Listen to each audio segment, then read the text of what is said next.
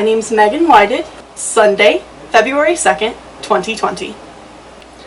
Cancer scenarios are apparently the topic of choice for all the shows I watched this week, not just the doctor shows. I caught up with the current season of Grace and Frankie on Netflix yesterday. The ranch has finished its run, and I don't know how many more seasons for Grace and Frankie there will be. I have decided these will likely be the last M-rated shows I will watch on Netflix. The profanity is too extreme for me to completely enjoy these episodes, despite the funny storylines. I will not get invested again. The premise of Grace and Frankie is that two senior citizen law partner husbands tell their wives that they are gay and want divorces so they can marry each other. It stars Jane Fonda, Lily Tomlin, Sam Waterston, and Martin Sheen. In one of the season's episodes, the men go to the doctor. Sam Waterston's character, Saul, is told he has prostate cancer and advised by his doctors to do nothing because of his age. Saul decides he does not want to risk the complications of surgery and does not want to tell anyone else the news.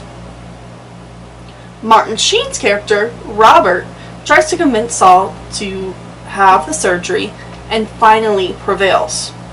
Saul tells Robert that he does not want to tell anyone else until after the surgery. Robert goes to Frankie's house to pick up a fondue pot, and she pulls her ex-husband's diagnosis out of Robert. Saul and Robert are hosting Saul's sons that evening for a dinner party when Frankie comes over to cleanse the house to make Saul better. Eventually, the cat is let out of the bag, and now Saul's family members all know. On the next episode, everyone is treating Saul differently. His family is trying to change his diet and are constantly checking on him and asking him, how is he feeling?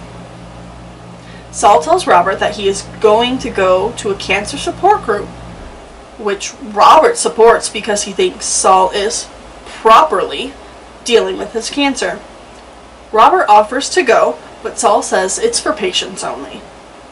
Robert later finds out that Saul is playing games with friends at a diner instead of going to the group. Saul explains he was tired of being smothered with cancer concern and wanted time to not be focusing on cancer, which is why he did not want to tell anyone until after his surgery. I am fortunate that I do not have a smothering family. My family is concerned, but none of them are surfing the internet for ovarian cancer diets and trying to drown me in information overload. My family knows that I am an informed, independent woman who asks questions, and even though I do not want people sending me unsolicited article or video links, I do have an open mind to options presented to me by people who are qualified to offer advice.